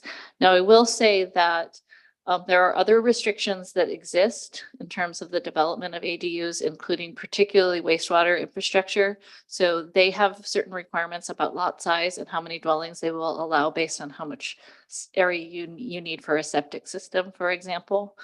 As mentioned, you still can't build an Ohana unit on agriculturally zoned, state land use ag. Right. So some of our larger subdivisions like HPP, Hawaiian Beaches, those are actually state land use ag. So they still would not be able to do this. Now, that is something that I hope to remedy at some point with the state, because I do think that's a missed opportunity for us. What I would ask you to do, and I asked my colleagues to do this in our committee meeting, was that, again, I took a hatchet to this rather than a scalpel and took out everything that was restrictive. My recommendation is that you may want to consider adding some of it back in. For example, the way that the bill is written, if you can fit it, you can put it. So if your lot is big enough, you could put 4 units, 5 units, whatever. Maybe you want to limit the total number of ADUs possible. Maybe you want to limit the square footage of the units possible. Maybe you want to limit the number of units based on the square footage size. There may be some limitation you want to put into it. Additionally, there are other restrictions, again, that was mentioned in the presentation that you may want to add back in that we took out. So I do not think this bill is in its perfect form, but again, felt it was important to get the community feedback and the commission's feedback in terms of how this evolved going forward. I will say that I'm fine with all of the recommendations except the third one from the director, and that has to do with the transient accommodations. Again, partnering this with 121, recognizing this is one place where there is yet a loophole that I'm not sure how we close, which is the director has the possibility to redesignate Ohana accessory dwelling unit versus first dwelling or the single family home. And so there's benefits to that, right? If you have an older couple and they're in a big house and they build an ADU and move into it, they can have that redesignated as the first house. The other one becomes the ADU or not. You know, that there's the ability to move that around. And so there's the ability to do that to allow for a transient accommodation. I don't think that we have to address it. I mean, but it is something that exists, and I want you to be aware of that in your deliberations. And then finally, I would say, very appreciative of any input you guys have on this. The decision to change the name from Ohana dwelling unit to accessory dwelling unit primarily has to do with funding mechanisms. So the lending companies are now actually lending for people to build ADUs, including mainland companies. And our thought was, if someone went to apply for a mortgage to build an accessory dwelling unit, that might be possible. But if they went to a mainland company and said, can I build an Ohana unit? Will you loan some money to me? That might be difficult. And so our goal was to align the language from the lenders with the language in our code. Maybe that wouldn't happen. I don't know, but that's I what think the that's thinking important, behind the change. very important. And with that, I will yield and happy to answer any other questions too. Excuse me, Director Kern. Can you touch on SB 3202? Thank you. So another piece of legislation that went through at the state legislature this year was SB 3202. That bill actually initially allowed for subdivisions up to 2,000 square feet and then up to 2 lots by right per lot. And so, or a minimum, sorry, of 2 lots per 2 units per lot. Effectively, we're accomplishing what SB 3202 does anyway, with the exception of that subdivision piece, which got taken out of the final legislation anyway. So this is in compliance with what is proposed with 3202. We already had the authority to do this on our own anyway, so that didn't actually give us any additional authority that we don't already have. But does that answer that well enough, Director? Okay, thank you. I had just a few questions. So the kitchen, the definition of a kitchen is what? A stove, a sink, a refrigerator? What's a kitchen? It's basically a place where you can cook and clean. No. So if you have a sink and a microwave, that's a kitchen. So on these units that you could move into, a person could move into, does it allow to have a kitchen in it? Oh, so these Yeah. units can have a kitchen. Yeah, if it's referred to as a That- dwelling unit, like an accessory dwelling unit, then it means you can have a full kitchen. Oh, I see. Only guest house are limited to not having a kitchen. Oh, okay. Yeah. So, and then again, with an agricultural dwelling, is that have a kitchen? Yes, Yes. if it's Okay. a farm dwelling or Farm an dwelling. additional farm dwelling, those have kitchens. Yes. So the ADUs can have a kitchen. And they just, apply for it just like a building, like a housing permit or something. And then you can have 2. What you're saying is, and the state just did this too, was so you can have 2 dwellings. One of them is your dwelling and one is an ADU. Yes. Each of them can have a kitchen. That's good. The way Bill 123 is written, you can have a single-family dwelling and you can have an unlimited number of ADUs, And depending on the lot size setbacks. And is that on ag land too then? It's No. not permitted in the state land use agricultural district. Can I make a point of clarification? So you have ag zoning and state land use ag, and this is oftentimes a point of confusion. So if right now, if you have ag zoning, but your underlying is state land use urban or rural, you can do an ADU. If your underlying is state land use agriculture, it's ruled by 205, and then that would say no. You could apply for an additional farm dwelling application agreement. Thank you for that So to clarification. clarify, what will happen is that if somebody would like to do an ADU, they would go straight to DPW and request a building permit. I see. That process includes site review by the planning department, which would basically say, can it fit per our rules? If the Mhm. answer is yes, then it goes through the building permit process, as opposed to what happens right now, where and the Ohana permit is actually an additional permit I see. beyond what happens with the DPW's building permit and that site review process. So much more streamlined. I did do an analysis, just for the purposes of argument. If we were to take all of the 1 acre or less lots that are state land use ag and convert them to rural, which would allow an accessory dwelling unit, we're talking about 50,000 lots on this island that would then be allowed to develop an ADU. That's a big impact. And, Yeah. you know, in my district, we have all of those little plantation communities, which are state Right. land use ag, Yeah, which would be ideal to be able to put an accessory Yeah. dwelling unit up. yeah. Thank you. Do you want me to ask you a question? So, we're doing a staff report, we're doing conversation. I'm having a hard time having a question being answered when it's my staff and my recommendation doing report. Isn't this the time to opine? I get it when we're in a debate and there's a motion on the floor, but when we're doing a staff report with information, You're I'm just having a hard reporting as a time that staff. there's has to be a question related to this. This has never been the case for many, many years of being on the commission and sitting up here. Okay. Thank you. I just wanted to clarify that SB Point of 32. clarification Mhm. and point of order are for members of the commission only. Just as a note, planning director is here to advise the commission, as is corp counsel. Okay. So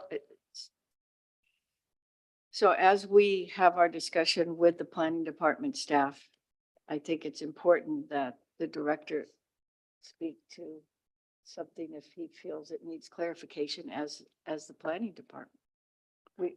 I would like to hear you. Yeah, in the past, there has been a director sitting up here that we put a recommendation out, testimonies come in that the director would like to change the recommendation based on testimony. Do we need a question for that? I think the director should have the ability to say, hey, based on this, we want to adjust our recommendation. But anyways, maybe that's for a different day. I just want to point out that SB 3202 basically says that the counties need to adopt some type of ordinance that allows for at least 2 additional dwelling units for every dwelling unit within an urban area, and that this bill 123 is very much in compliance with that. If we start adjusting those numbers, I think we need to look at the 3202 as kind of a framework. Thank you. So, okay, just to clarify what you said, this is a question. So, because of the new rule, yeah. So you can have up to 2 of these units plus your dwelling. You can have 2, you can have your house, and then you can have 2 of these units. SB 3202 says 2 per, so minimum of 2 per dwelling unit. The way that this bill is contemplated, it could exceed that, as Councilman Chair Kimball was saying. Is it based on the size of the lot then? No. So It's based on 2 things. It's based on lot size as well as infrastructure. Those are going to be the driving factors. Infrastructure is the big one. So for example, if you're on a lot, 10,000 square feet, that's a septic system, you're really limited to 5 bedrooms. 5 bathrooms, right? 5 bedrooms. 5 bedrooms. Yeah, they count for septic bedrooms, not bathrooms. How many people are living on the land? Okay. And so that would kind of dictate how many ADUs you could have on there. If you have a septic system, you might be able to get a little bit more. Then you have your building, lot size, which will dictate how you'd spatially fit those in there as well. Thank you for that clarification. Chair. Commissioners? Oh, Yes. yes. Thank you. Commissioner I have DeWitt. two questions. So Mhm. my first question is to either Maya or Director Kern. So recommendation number 3 to restrict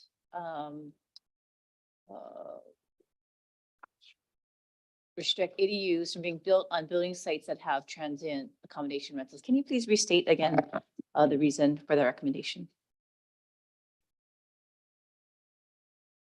Yes. So just give me a minute to reread it.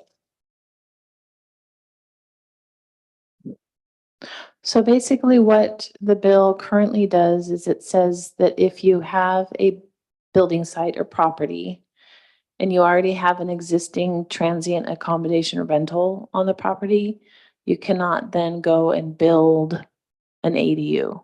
You can't have another structure that's an ADU.